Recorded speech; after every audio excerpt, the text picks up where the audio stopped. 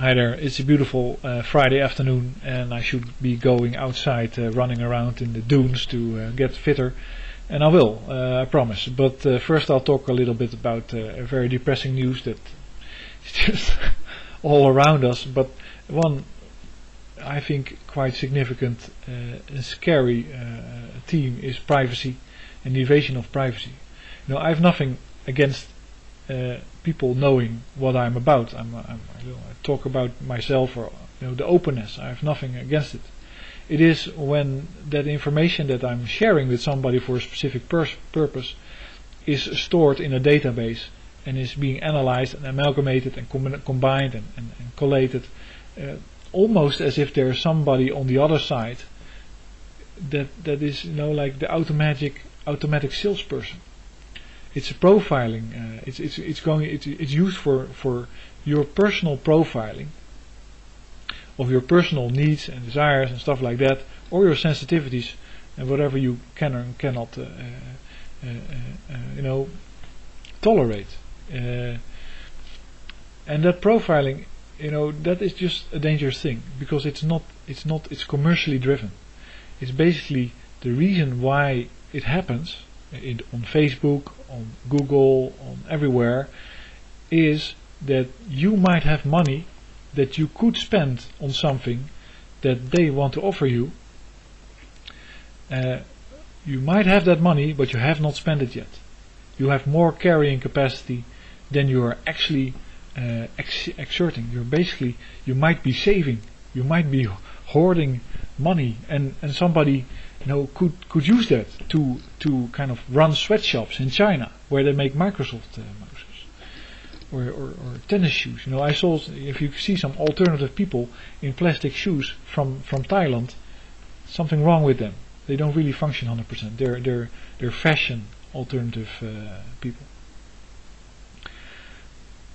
So it's because you still have some carrying capacity left, and it also, that would not be a problem if that carrying capacity was not, by definition, in the current economical environment, always to be maximized.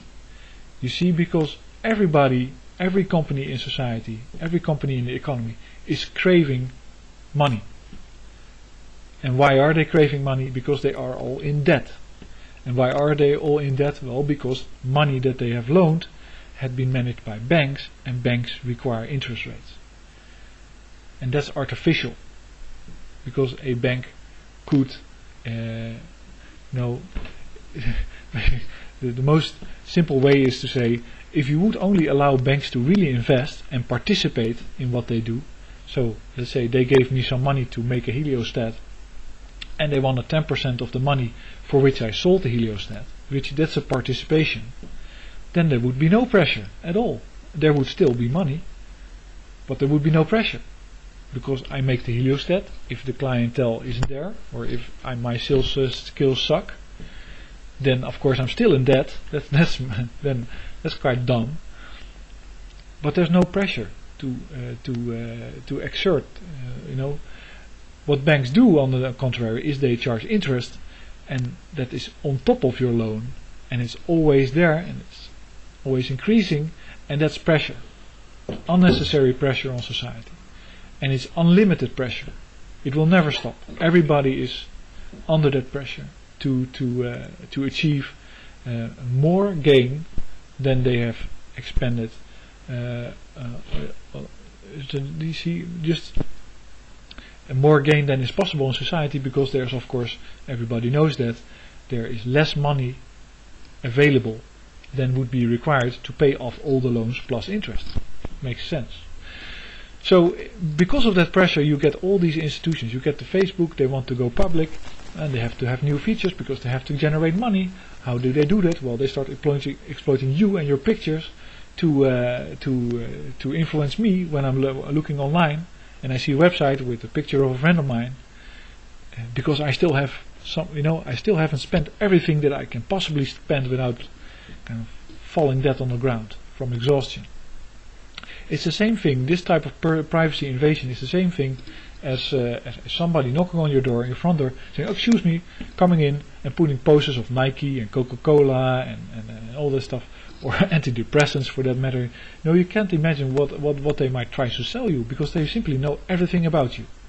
If you look at lots of emo videos or something like that, and you are kind of you like to be depressed, then you might be targeted by antidepressant companies. You might be targeted by an insidious company that wants to further depress people that are already depressed. It's just there's no end to it. And when somebody says, "Well, I have nothing to hide. Invasion of privacy shouldn't be a problem." You don't have nothing to hide, do you? There's an insult in that question, because basically they assume that you might have something to hide, and out of protection against that insult, you go like, "Oh no, of course I have nothing to hide." But the opposite, of course, is also valid.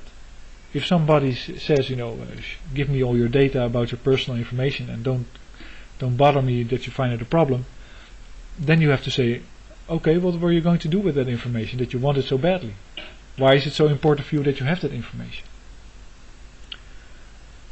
I have nothing to hide, so why would I tell you everything? There's no reason for it. Tell me why you need it.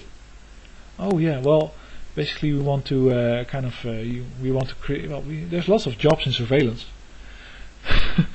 A good example, we have paid parking introduced in our neighborhood, and of course paid parking is machines and then people running around checking whether you have paid or not, and it's a non-profit exercise. So basically I pay for the parking, and that payment pays for the people running around checking whether you have paid for your parking. Makes sense. Yeah, it's complete nonsense.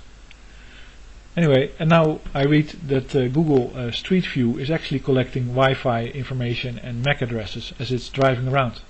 So you have a number of data sets that you can just put on top of each other. You have the Google data set, they know exactly where you live, because they know who's browsing Google, they know the IP address, they can link it to your Wi-Fi, your iMac or MAC address, they know your Facebook page, they know who your friends are, they can determine how fit they are, they can determine the price of the houses, they can determine the median income of everybody on Facebook if they connect it to Google, and they can also of course check out what you're watching on YouTube.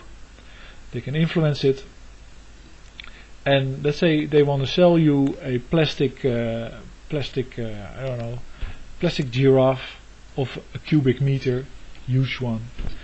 Then they simply, you have to like animals a little bit, or maybe you hate them. There's really no reason why you.